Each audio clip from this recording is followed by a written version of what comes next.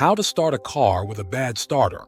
One of the difficulties experienced by car owners over time is starting a car with a defective starter. Everyone dreads having trouble starting their car, especially if they are stranded somewhere they don't want to be. You might find yourself unable to start the engine if the starter is damaged. Let's learn how to start a car with a bad starter. 1. Jumpstart your car. 1. Open the car's hood and find the car battery. Consult the car's manual if you can't find it. Don't work on the car's battery if it appears bloated or is leaking. Instead, give a mechanic a call because the battery could need to be changed. 2.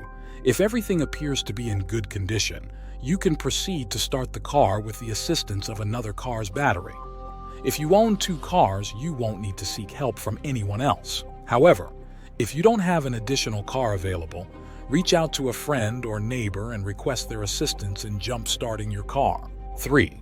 To safely jump-start the car, first allow the assisting car to cool down a bit, then park your cars facing each other and open both hoods. Next, use a pair of high-quality jumper cables with red and black wires.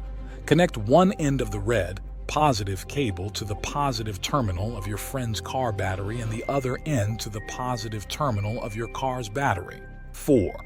Connect one end of the black wire to the negative terminal of your friend's car battery and the other end to an unpainted metal part of your car away from the battery and fuel. Start your friend's car and let it run for at least a minute. Then start your car. If the problem with your starter is just a discharged battery, your car will start immediately. Keep both cars idling for 10 minutes before disconnecting the cables. When disconnecting the jumper cables, remember to follow a reverse order. First, turn off both cars and then remove the black wire from your car. After that, remove the black wire from your friend's car. Next, remove the red wire from your car and lastly from your friend's car.